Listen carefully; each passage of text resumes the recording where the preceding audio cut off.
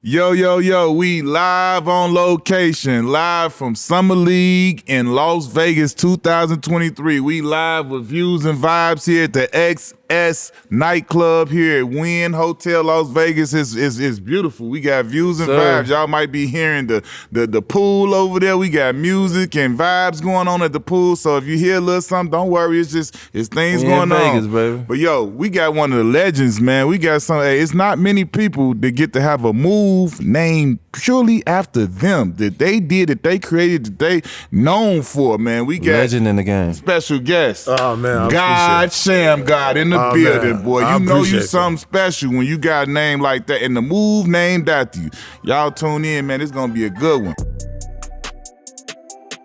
Appreciate you coming on the show, man. You know, big fan of what you do, your game, and man, we just appreciate you coming on here rocking with us, bro. Man, thanks for having me. Straight you know, up. y'all fam, definitely, always love. When you first got to the league and you played, who's the first person to bust your ass?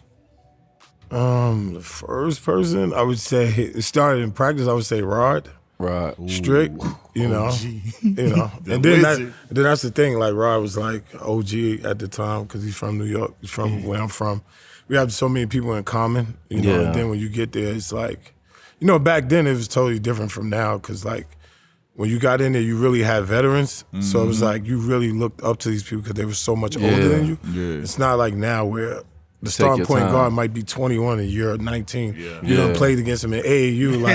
Like I've never played against Rod in my life. You went in that era. Yeah, until I got you really to practice. got to the level. Yeah, until I got to the NBA. So Crown Heights, Brooklyn. Yep.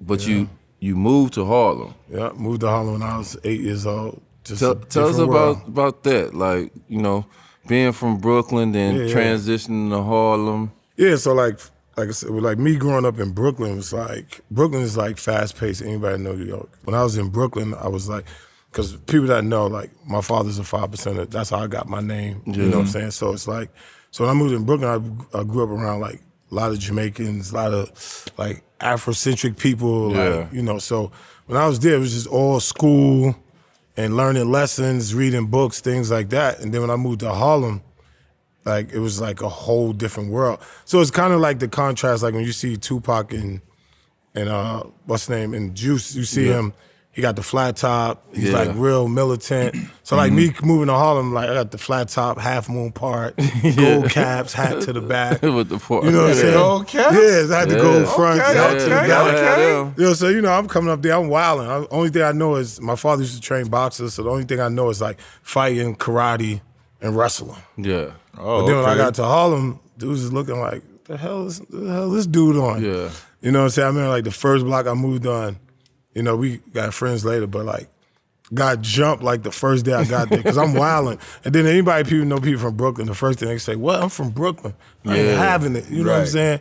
So when I got to Harlem, it was more like, you can't be over with it was like Tupac after Juice. Yeah. Right, okay. Like flat top off, jewelry, fly, you know. Yeah. So that's how Harlem was. So when I moved up there, it was like, you see dudes, and then I moved to a block where it was just straight basketball players, like God bless the dead, Ali Mo, Black Widow, you know, Sean Arnold brothers.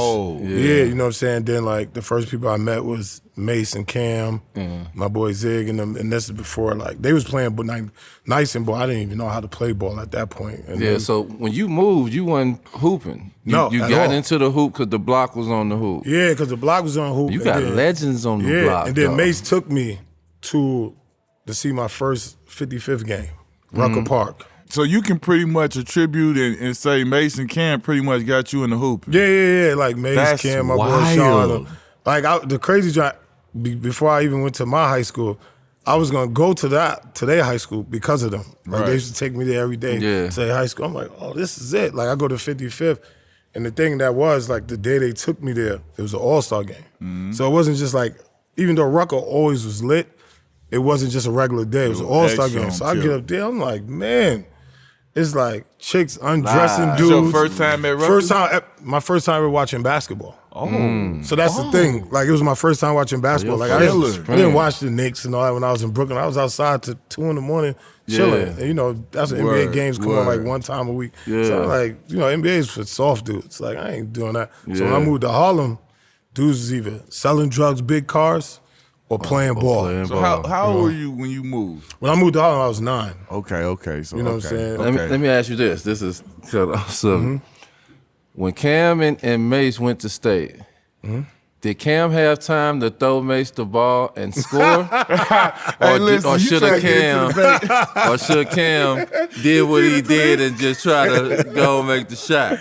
If you ask Cam gonna say, "Yo, my shot was better than his shot." So regardless, I was taking the shot. Your opinion, you think that like 'cause when he came down, he got it out the free throw line, he pushed. Yeah, definitely. And Mase was ahead. He could have kicked up. But do you feel like Mase had time to catch and lay me or float? Or it was a better shot than what Cam he took? had time to lay and float, but at that time, if I'm Cam, I'm doing what Cam did, because at that time, Cam was like the dude in basketball. Yeah. Like, he was so far more ahead of everybody. Me, Mase, everybody. So, like, if I'm him, you know, I'm taking that shot too. So like, so he was really like that. Nah, Cam was nice. Cam was like nice, because the difference with Cam was like, he kind of like he is like when he rap, like, but he like how he aggressive and he don't like when people see him, they're like, oh, Cam don't care. Like, so like in basketball, he was just like that. Like if you see like he was a little bit more like different than Russ, but he had the same attitude as Westbrook. Like Cam didn't care who was in front of him. Then he was athletic. Yeah. So he could get to, in high school, he in the 10th grade, he trying to dunk. So when you see somebody trying to dunk at the 10th grade at a point guard, you like, oh, this dude is athletic. He going straight line he drive. He the rim. Yeah. So he going hard. Mase is more like Pat Bev. Like Mase is more like an agitator. I got to make a spot up shot. Yeah. Mase is one that come up to you, he guards you, and he's like putting his hands in the air, hitting you in the head and like, yo, what? Like, what are you doing? Like, to the stuff like that. Stuff like that. So let me ask you this. Who was on the block that you seen, since you didn't watch hoop and all that stuff, who was on the block that you seen, you was like, man, I want to learn how to do that that way? So when I first moved up there, like I said, Mason was nice and ball. Then it was a brothers called the McCullough brothers, Jerry McCullough. They played in. He was a starting point guard at Pitt, like before I went to college. Like he was real nice. And then when he took me to 55th, I fell in love with like Malloy Naismith. People know him as the future. This other guy named Mike Boogie and a guy named Pookie Wilson. They call him MVP. They was like superheroes. Straight up. Like when I say superheroes, like when people start talking about Magic and all, I was like, there's no way they're better than these dudes. I'm like, at this point I haven't seen basketball. So I'm like, who? I'm like, Magic. I'm like, nah, man, these dudes right here, like I ain't never seen nobody play like these. What was they doing? They was getting buckets? Like getting what buckets. Was their specialty? Like buckets, that stood out to you. Tricks, passing. And then like the specialty was chicks loved them. So like when I came up there, I come in the park, like chicks loved them, and like the crowd just fed off them, just loved them. And like I said, this is the first time me seeing basketball, so I'm like, oh, so you pose to entertain, because like, these dudes dance, you got dudes, like I remember one time at halftime, the craziest thing I ever seen, it's still crazy to this day. My man Future had the ball, he throw it between his leg back, Mike Boogie catch it, he's standing behind him. He get on one knee and just dribble through his legs. And then to the defender, then stand up and start doing all this, shake him, hit a three. I'm like, yo, I need to learn that. Yeah, I'm like, yo, this is it. This is it right there. Me and Q was talking about this yesterday.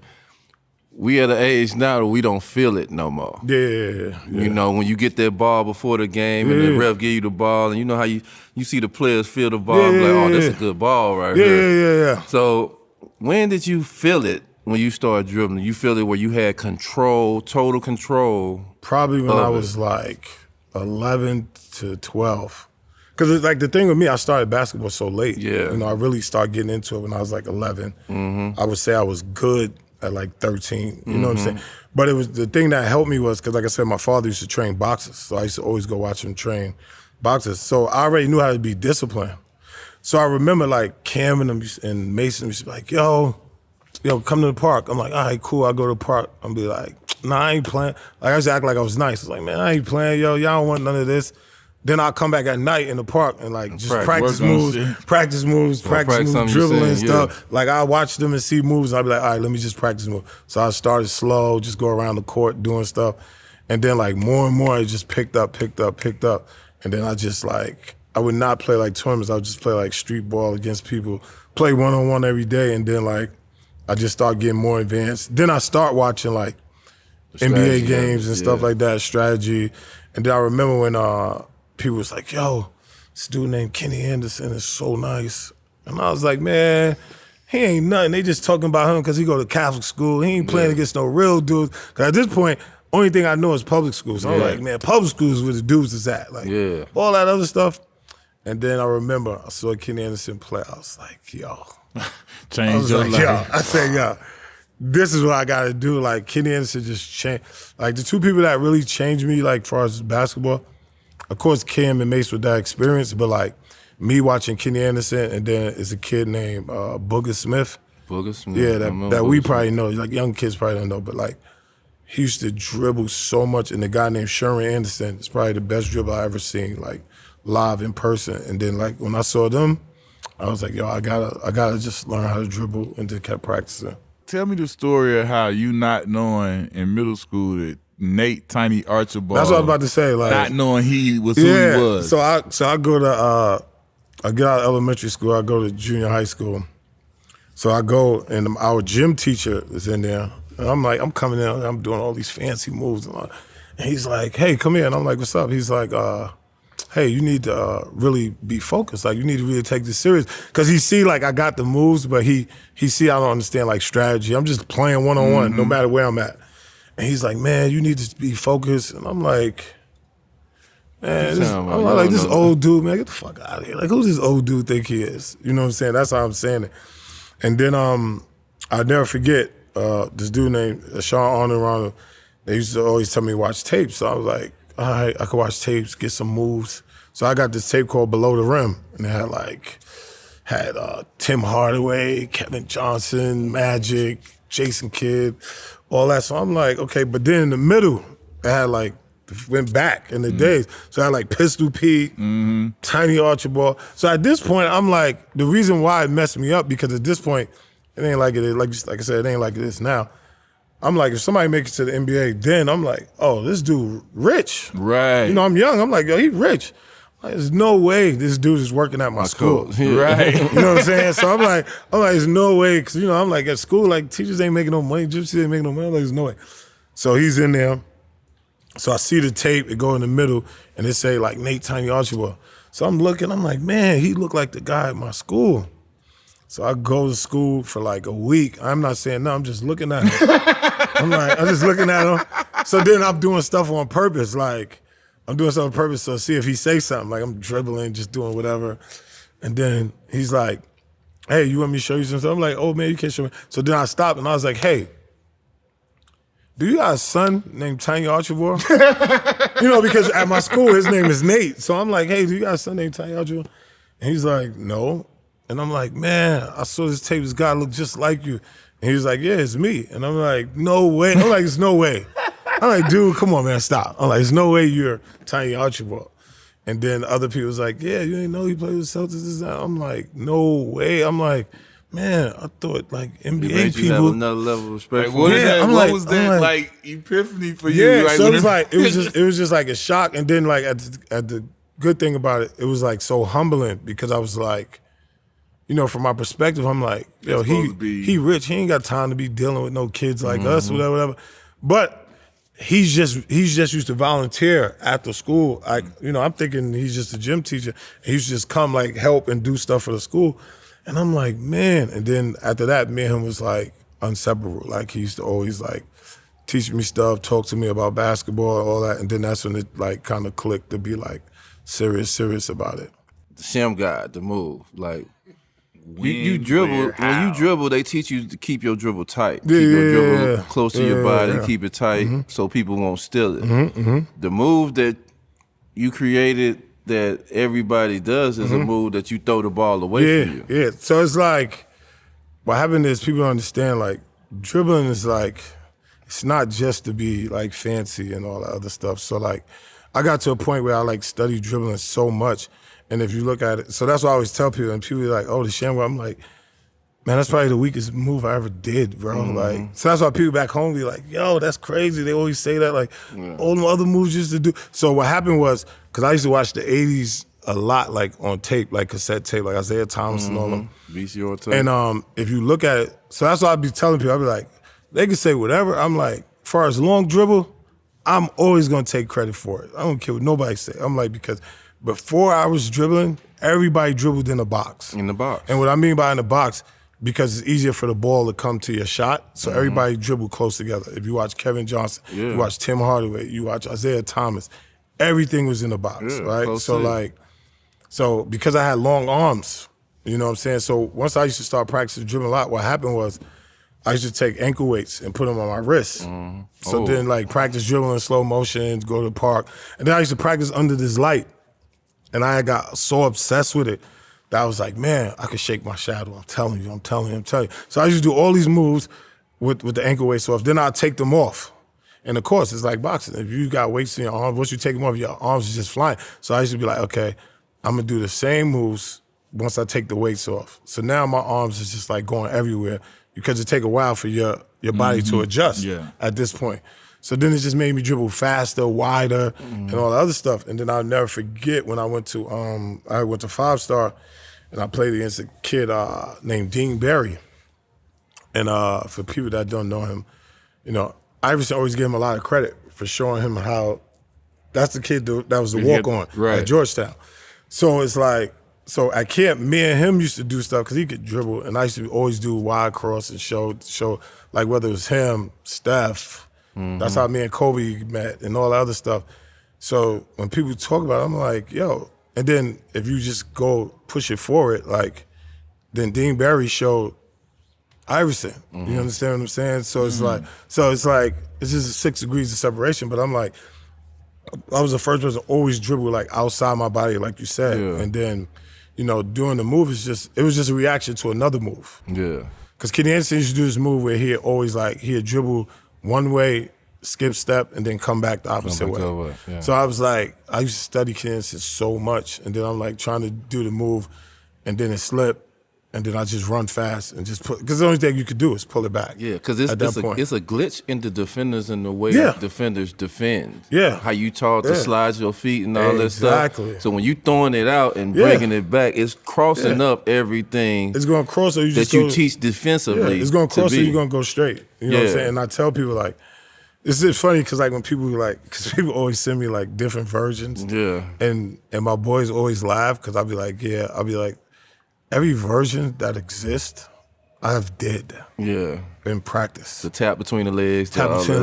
Behind the back, spin right into it. Is there anyone out there where you've seen, and even if you've done it or not, you like, oh, that shit was nice. Like I said, because I even hit him because me and him was cool. Like when Will did it. Okay. At the Big Three. Yeah, when he did it. Listen, I was there. So me and Nate was on the sideline. My Lord. So when he did it, I always laughed. You know, that's the Chi-Town. No doubt. Because he always, the funny thing, because when I hit him and I was like, man, tough. He was like, man, you know, OG, you to me. I said, nah, bro, that's your move right there. That's Will Byron. Like, see, me, I'm not really, because one thing with me, and that's what I try to tell people, like, the reason why I became a name, because I could really dribble. I'm not a person that like just know how to do moves. Like I could really dribble. I study how to dribble. And then I give thanks to my pops, because if my name was John or Al, I don't know if people would call it John or Al. So like, tell me that, like, how is that? Because I look at you kind of like in high school, Shammgod Wells. So like, did you watch He Got Game and ever feel like Jesus? No.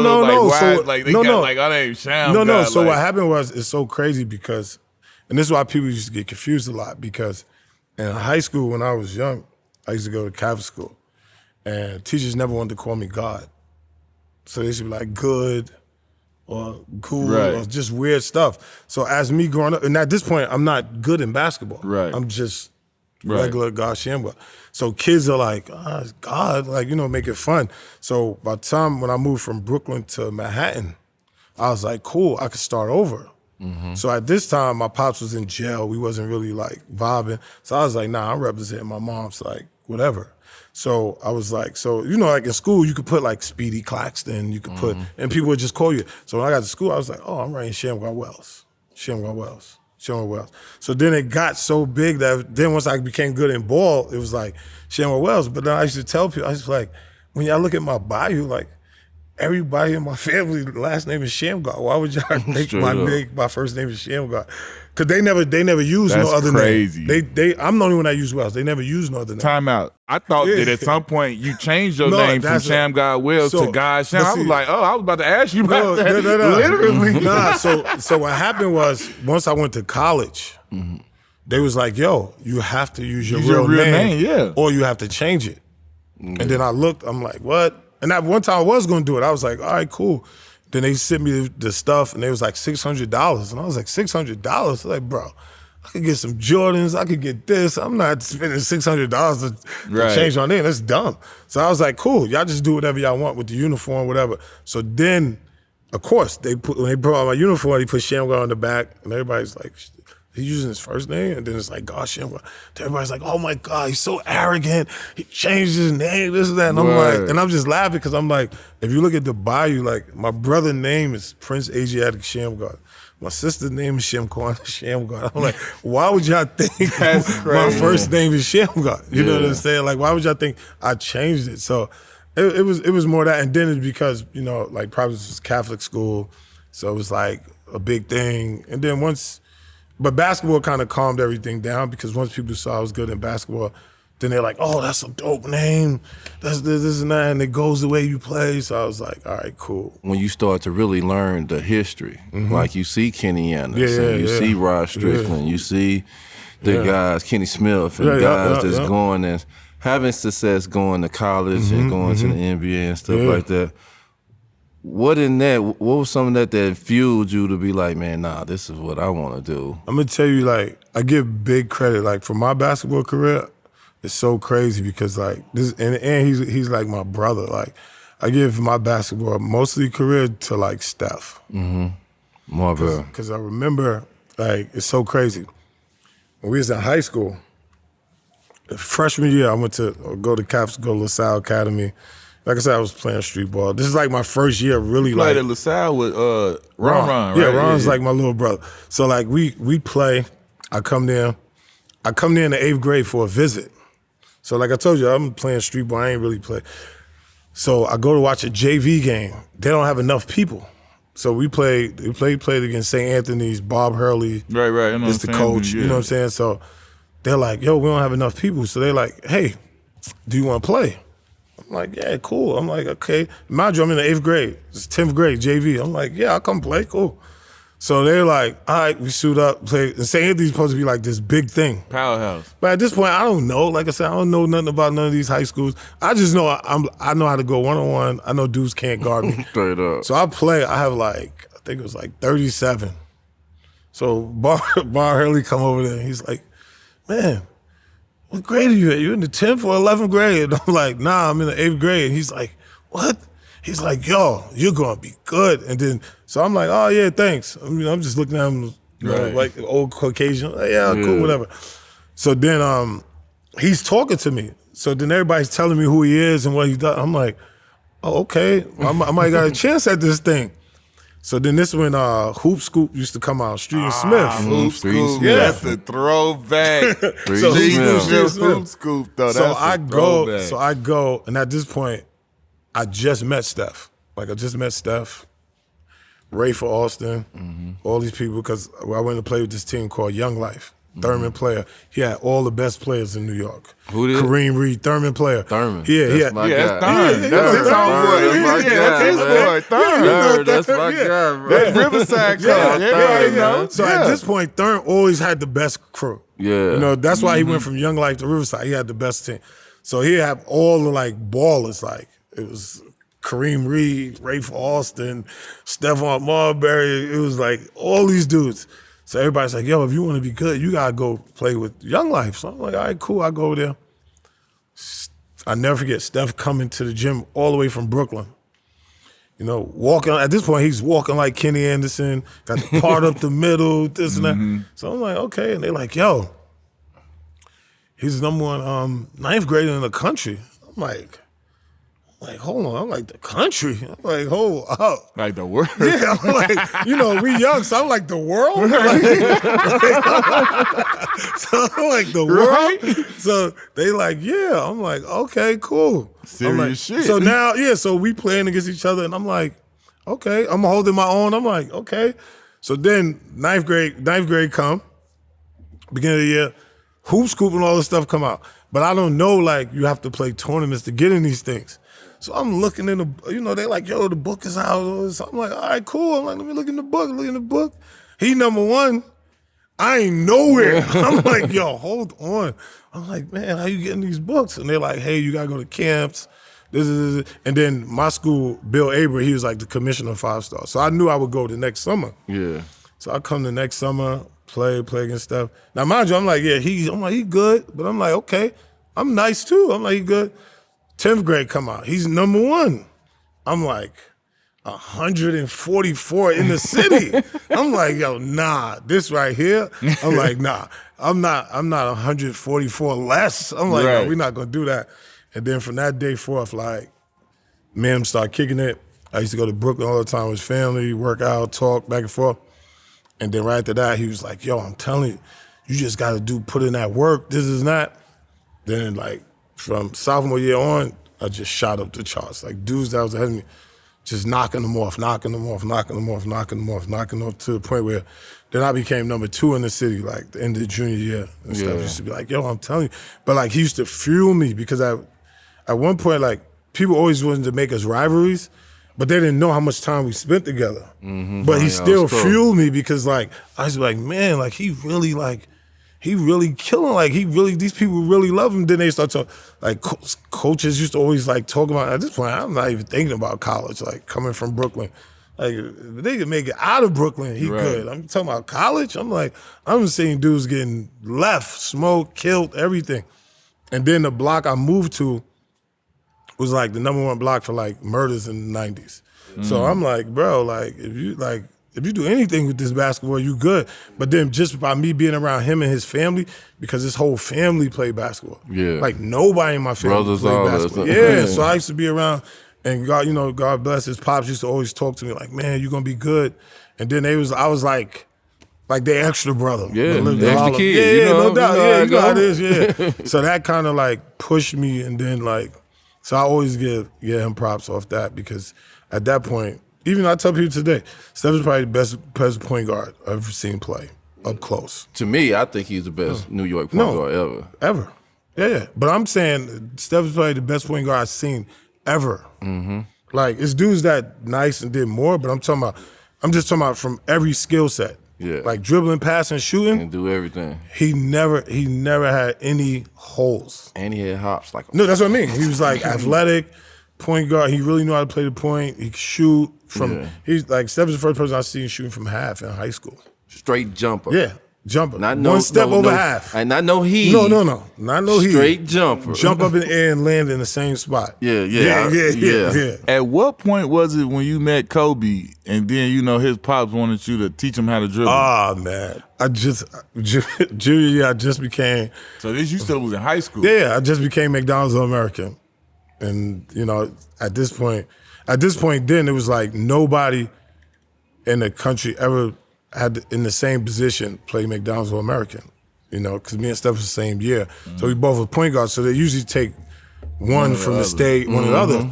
So I did so good, just got announced at McDonald's. So I'm like, I'm going into I had summer school, and this when ABCD just first started blowing up, like really blowing up. So they're like, yo, you gonna go to ABCD? I'm like, all right. I'm like, yeah, I got a point to prove. I'm gonna kill on ABCD. So I used to just go from school, and they just drive me to Jersey. And then I had to go back, you know what I'm saying?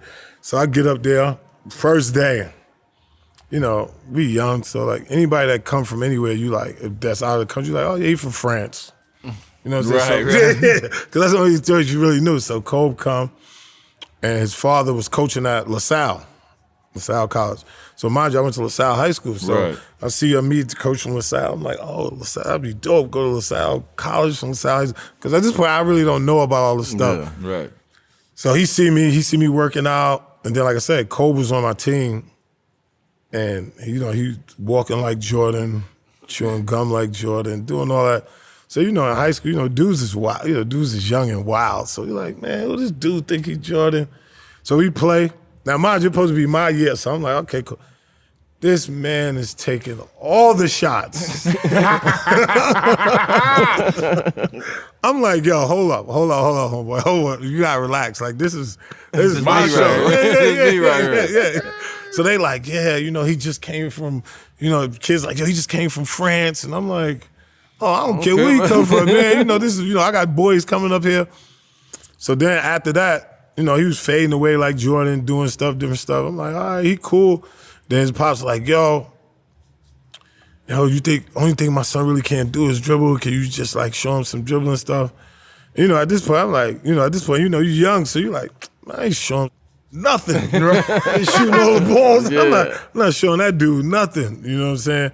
So then I was like, being smart. I said, all right, cool. Say, yo, I'm gonna be here like 5 in the morning, work out before the camp start. Knowing I ain't coming at no 5, so I get in there like 6:30, because I used to always work out before the camp. I get in there, he in full-blown sweat already. Just so he sweat. been there since he five. been like that. So then we just used to just do stuff like every morning, just work out, show him dribbling stuff, show him wide crossovers. Because I used to be like, yo, you could cover so much space, like instead of dribbling close. And then after that, man, that right there just grew into 25-year friendship till like, to his timely demise, where like 6 months before that, like I was working on his daughter. Mm-hmm. He called me to work his daughter out. So Man, like, that's dope. You know what I'm saying? So it was like I worked his daughter out, and the girls that was in the accident, I worked all of them out for like week and a half straight. Like it's crazy. It's crazy because I look at this picture, and it's me, Cole, and the girls all in the picture, and I'm the only one that's here from the picture. From the picture. So I had the picture, and I was like, that was like probably like one of the worst days of my life, because like we used to talk and we used to like, stuff. And then, like I said, he entrusted me like 25 years later with his daughter, you know what I'm saying? Stuff He like was that. Bruce Wayne around here. He's the mystery man. Yeah. He ain't let too many people in. Yeah, exactly. You know what I'm saying? So it's like, like he really like, and then it's crazy because in the beginning, like, many interviews that I've never talked about, but me and I was just like, oh, me and Cole was cool. Yeah. And then right when he retired, he the one that said it. Like they was asking him something. He was like, yeah, Shammgod taught me how to dribble. Yeah. So then of course everybody, Come run to you. Yeah, it went there from Wildfire, but like, yeah, that was a relationship. That's When you got your first college letter, yeah. what was it? Who was it, and how did you feel about My it? first college letter was do I want to say James Madison?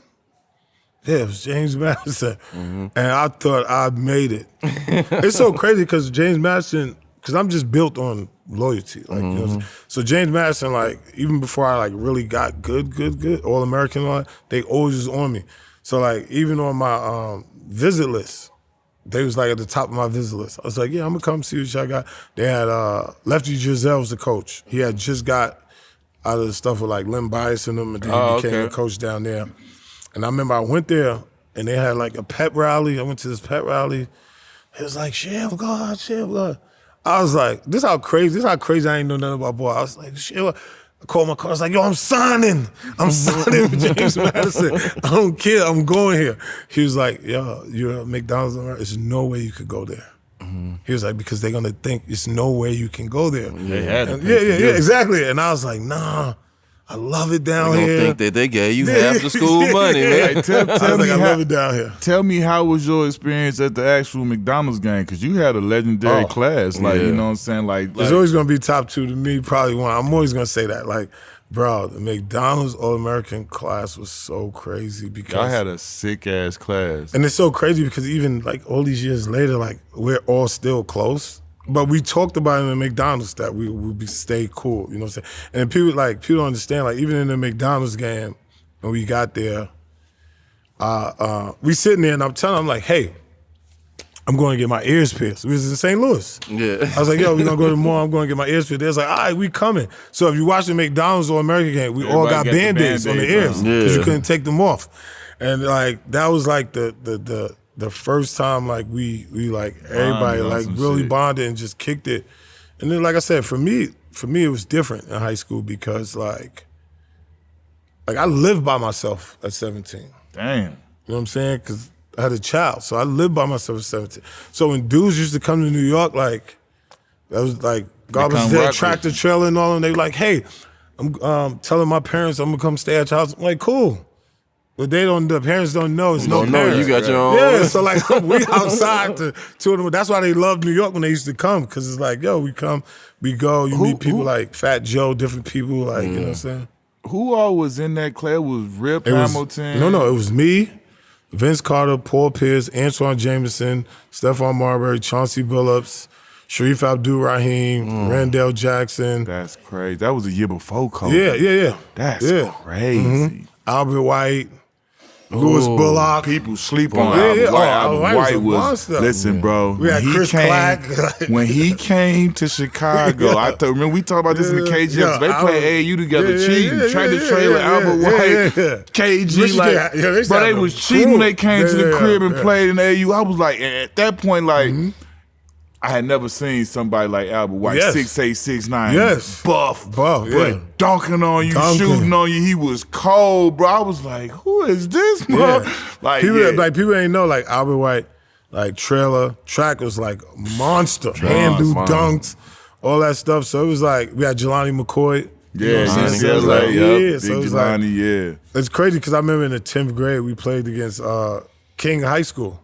Yeah. I was going to go to King. You talking about when they had Rashard and Thomas? They had that's Rashard, why they Rashard my Griffith and Tommy Hamilton. Boy, that's a twin tower, boy. If you'd have been on that team, it was out. See what I'm saying? That's crazy. They took me to a party in Cabrini Green. I'll never forget. They took me on I came there. I had broke the assist record, so everybody was like, "They was like, man, you should come out here to shy with us." And I was like, with these two boys. Yeah. So they took me to this party in Cabrini Green. I had a Raiders hat on.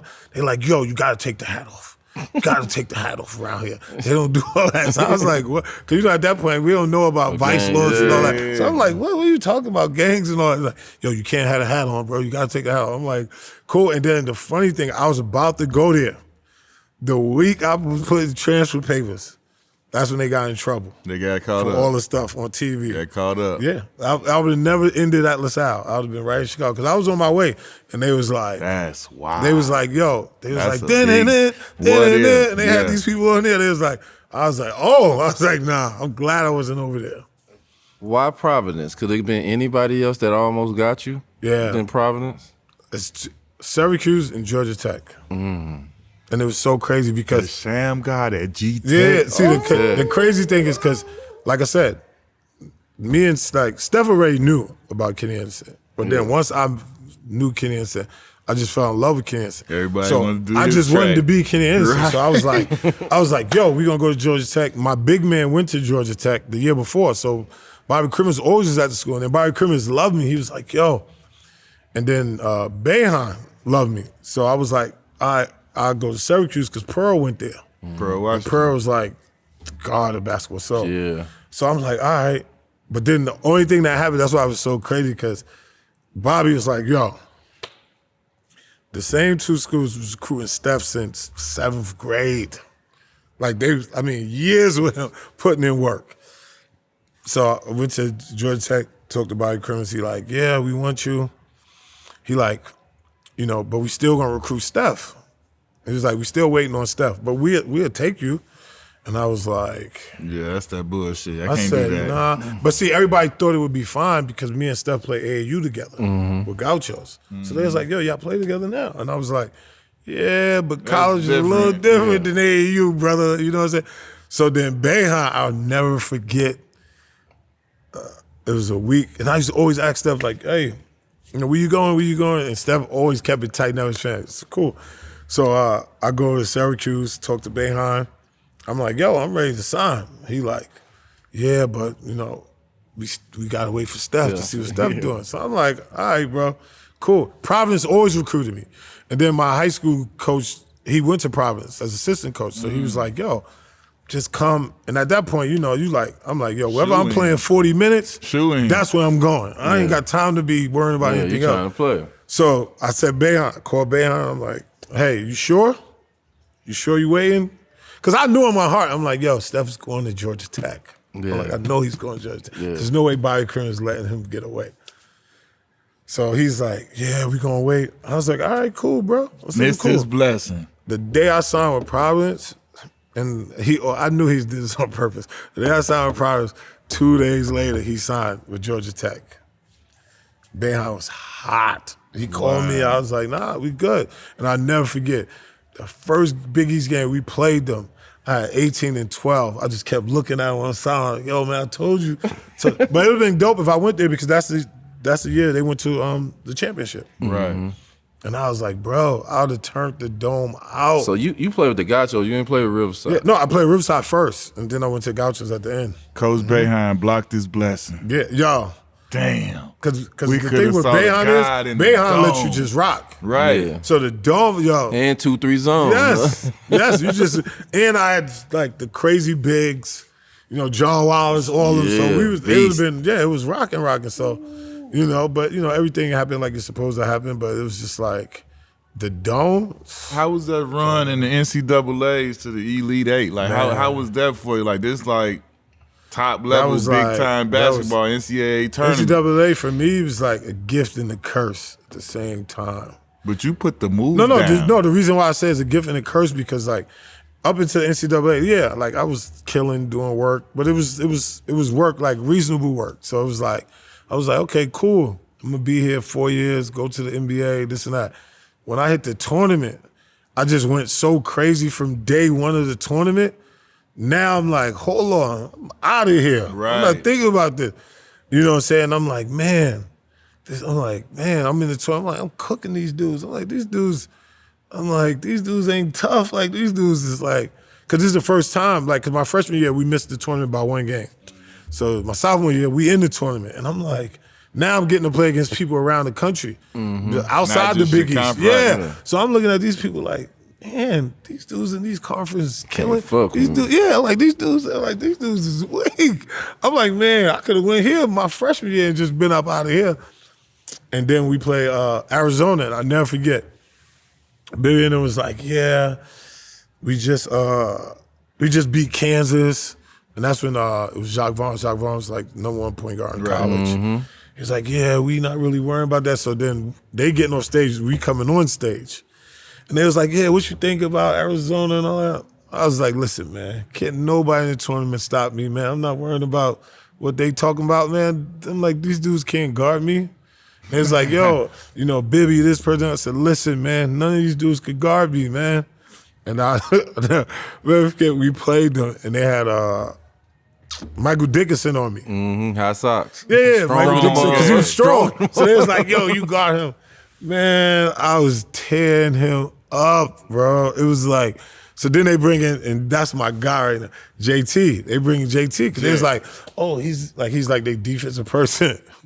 Like the first 4 minutes, he had like 4 fouls. I tapped him on the butt. I was like, yeah, go sit back down, baby. Go sit back down. And then and then I remember when they did the move. I was about to say, how was that? Yeah, Like, so- what was the, like, we didn't have social media, but what Yeah. was your version of going Yeah. viral back So then? the crazy joint is, before I even did the move, I was attempted to do it in the first half of the game.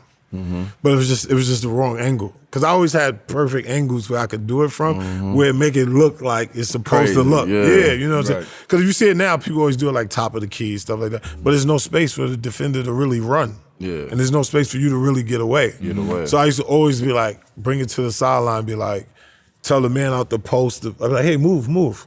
So now when I throw it between my legs, the person automatically think I'm driving baseline. So then I'll just throw it baseline just to get back Bring middle. it back. So they always try to Yeah. beat you to the baseline. Yeah. Like, that's just It's defense. talk- it's talk yeah, to you run to the run to the baseline. baseline. Get your feet on the baseline. Put your feet on the line. So I used to always come and be like, hey, move. And then I'll just throw it fast and pull it back. And then I remember I was at the free throw line, and we was like, this is the free throw. Michael Dickinson is right here. And he's like, man, what you do, man? I was like, man, don't talk to me, man. Don't talk to me, man. Like, we was on our New York stuff. I'm like, Yeah. man, don't talk to me, man. Don't talk to me. And then after the game, I'll never forget, Jet Pops came up to me. He said, man, I never seen nobody dribble like you in my life. I was like, yo, man, I appreciate it. And then like you said, the craziest thing, because even up to that point, you still don't realize the impact. Like when you say like going viral, you still like that game, because that game was in Elite Eight and it was so broadcast, because like it'll be this version of viral. Yeah. So I go home, go to the park, I'm sitting on the gate watching the kids play, and I just hear the kids like, hey, I'm about to hit him with the sham. I'm about to hit him with the sham. Oh, I'm about to hit him with the Shammgod. And I'm sitting there, what are they talking about? And then they just keep doing it. And like I said, it was like a gift and a curse, because then I was like, yo, I'm out. I don't care, I'm out of here. But when I say I'm out, I'm not mentally ready to be out. Yeah, ability-wise, yeah. But then you have to be strategic so you can go to the right spot, go to the right things, and then it can be different. You know what I'm saying? Yeah, I was blessed, got drafted to a Wizards, stuff like that, but I'm getting drafted. You got Ross Strickland in the best careers of his life. Right. You know what I'm saying? Because then when you fast forward it, if you look at it, the next year, Mike Bibby was the second pick. We just destroyed that. So we'd have came back the top 2 guards. Yeah. You know what I'm saying? So if you're the top 2 guards, no matter if he went before me or I went before him, the top 2 guards, you're still top 6. Yeah, that's in any draft. That's the top 2 point guards is. So then you go into a team where it's like, you're gonna get the ball. it's your show. Where it's like, hey, yo, do your thing. Yeah, it's not like, well, you being fancy or you being this, and then I missed the cut on where fancy and dribbling became the cool shit. Yeah, became the cool thing. You know what I'm saying? Tell me this: when was the first time where you really like, outside of the kids' part, where you saw like, because that shit took off. I feel like it took off quicker overseas before it got here. When was the first time that you saw like, this shit is really like for life? This is like what it's gonna be. You know now. when I knew it's because it's kind of like when you hear like when you see like 50 Cent, and 50 Cent always say like, In the Club is not my best song. Right. But everybody want to hear In the Club. So it's like a gift and a curse. So I never forget, we went to, that's when LA had Summer League. And you know, agents used to put their team. Long Beach. Yeah, Long Beach. So they had all these teams. And you know, agents would put teams and stuff. And I'll never forget, I go there, I'm playing. The free agent team. Yeah, but I'm playing, I'm playing this summer with the Wizards. So we come in there, I'm a rookie, I'm playing. Every time I touched the ball, I couldn't do nothing. Everybody's yelling, do the Shammgod, do the Shammgod. And I'm sitting here like, bro. I'm trying to play basketball. I am a basketball player. Like, I am a basketball player. Like, only reason why that move happened because it was necessary at the time that it happened. You know, because like these days, even when people train, they train to learn moves. You know what I'm saying? So it's like, I'm like, yeah, I did the move because that was the time to do it. You know what I'm saying? If you look at the high school career and all that stuff, you might have seen it once before then. You know what I'm saying? Even if you see it in the NCAA, you didn't see it the whole year in the NCAA, and you saw it at that time. I remember the summer I learned it. Like after all summer. Yeah. Tell me this though, like it's like how does that feel? Like, you know, to it's very, very few people that have definitely. that can be, you know, a move is a tribute, like, you know, Smitty, got the little Smitty move, but like, definitely. It's not a lot of people that say, you know, you could say, hey, this one move is because of this one person. And they can point straight to you and say, like, how do that feel to have, like, in basketball, I create something, and it's everybody knows that I create. Like that's something that's not, you can't, nobody, a lot of people can't say I did that. So I it's do like, that. like you said, it's like it's a humbling experience because it's like any job that you have, basketball, any job, you always want to make something better than how you found it. You know what I'm saying? So like, especially something of this magnitude, it's like, it's crazy when you wake up and you be like, man, something that's been going on for all these years. Like, you can honestly say you made something better than how you found it. Like, I can honestly say I made dribbling better than how I found it. You know what I'm saying?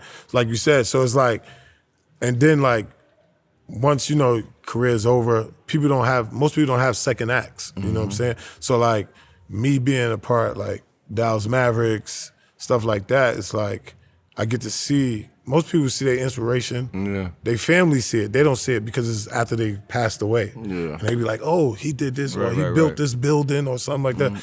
With me, I get to live in my inspiration every day. Yeah.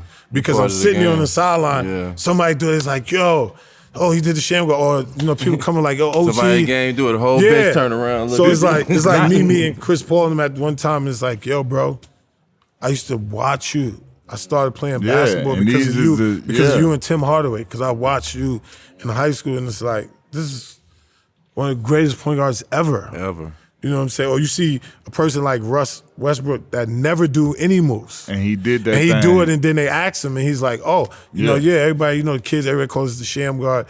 Or then when something happened, and people like, oh, yeah, Shammgod's right there, or the Dallas Mavericks or something like that. So it's like, amazing feeling. The craziest part of the story is like when you look, it's like for you to have that type of historic, you know what I'm saying, impact, and you didn't have this long, glorious, like, star-studded career, but like you got your own signature shoe with Puma, and that never would happen if you didn't have the Shammgod. You know what I'm saying? Like, it's a lot of love, but talk about the impact. It's of that. and that's what I'm saying. For me, that's why I said it's so humbling, because I know all this happened organic.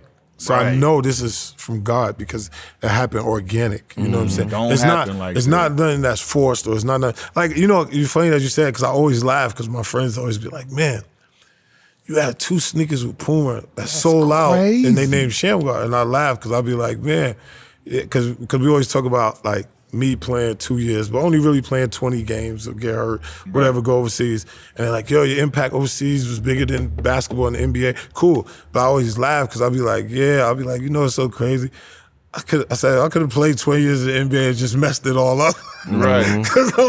Because like you said, I could have played 10 years, and it's people that play 10 and never had a sneaker. And I'm like, this is past. People don't even know who they is. Yeah, I'm like, this is past basketball. About people that really got to it. No, exactly. Yeah. Didn't get a sneaker. I'm like, me and Chance, because Chance is always still one of my closest friends in basketball. Like, we talk about it all the time, because like, we could walk down the street. Like, it was like a couple of years ago in Summer League, we walked down the street, kids walk by, kids stop. And it's me, Chance, kids walk by and they stop and they like, isn't that Shammgod or whatever? And they turn around, hey, can I get a picture, autograph? I'm like, yeah. So we walk off, and Charles like, yo, that's crazy. Like, yo, they love you out here. And Charles' Hall of Fame, this is that. And they're like, yo, is that Shammgod right there? So we always laugh, and it's like, and when people are like, man, you're so humble about it. I'm like, yeah, because I couldn't have did this. Like myself, even if I wrote it out on a piece of paper and said, "This is how I wanted to go," it can never look like this. You know what I'm saying? And like you said, to have that type of impact, I really feel like responsibility for it. So that's why I am like, when I train people or when I talk to people about basketball and careers, I'm like, I feel responsible, like, to be a good role model, to be a good mentor, to like, help knowledge and push it forward. You know what I'm saying? Because like you said, people in real time didn't really get to see it. In our era, I think that's why it stuck so much, because in our era, if you heard about somebody, it was word of mouth. So you really knew this person was that dude, because people was telling you. You know what I'm saying? Yeah, people was showing their emotions like, nah, he nice, bro. Gonna argue about It ain't no watching no clips and nobody missing no shots. And they're like, nah, bro, he's serious. You know what I'm saying? You're a master at art of dribbling. Now you in the new generation, and y'all just, last year y'all traded for one of the best dribblers ever to be in the game. To have him on your team and to see him now live in person, and y'all spar. He's an East Coast. Like, what type of shit is that going on? What type of how is that? Like, how is the mental conversation of that? Like, when y'all see each other, it's all smiles. And it's all smiles, because like I said, I know his pops forever, so I knew him kind of like young. And we just really, like, especially when we got him, just really talk about, like, he always asked me questions about, like, back in the days and stuff like that. And, it's funny because, like, when he first came, I'm like, oh, yeah, cool, now we got the second best dribbler in the NBA, saying stuff like that. So, we would play horse and do dribble stuff, and I'd be like, yo, I still got it. Like, we do stuff back and forth. Yeah. And it's just amazing to see the things that he can do. Because, like, he's one another person. Like, I was talking about Steph earlier, like, he's one of the people that got it all. It ain't just ball handling. No, he's special. Like, he got all layups, shots, everything. And he's just a great person, a great player. And, he's always trying to teach the young guys on the team. And like I said, he asked questions about like back in the day growing up about how basketball was. And he's just got that soul. You know what I'm I just saying? hate how misunderstood he is and the confusion that surrounds him because like we met him, we know him from a young boy when he first came in. He was our age as Jeff Westland. Like, bro, like just hit the ability he possesses and his ability, like, bro, his game is second to none, bro. Like he is unfreaking real. And I just want to see him be able to go out there and play without all of the BS. No distraction. Just put on, cause like, bro, you are too special, and you got too much to give to the game to not be out there for some foolishness. For whatever, I don't care whatever it is. I just miss we just see you playing and ain't no BS in it. Cause like when we watch, I don't care who you are. If you like basketball, when you watch that kid play basketball, boy, it moves you. That boy is cold. And that's why, I don't care who you are. That's why they're gonna see this year, like stuff like that, because, like you said, Kai is special, like so special, inside, outside, not just on the basketball court. As a person, as a person, as a person, he's special. You know what I'm saying? That's why when people say stuff, I'm like, bro, do you know him? Like, you don't know him. Man, if you don't know him, I don't even want to hear met it. him You know first time. Yeah, you know what I'm saying? And like, you know, like we in the basketball community, we know how that is. You know what I'm saying?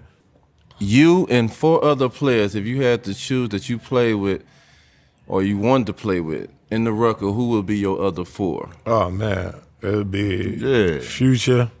Okay. Master Rob. Dancing Doogie. Lloyd Daniels. People sleep on Lloyd Daniels, boy. And Terminator. Terminator, yeah.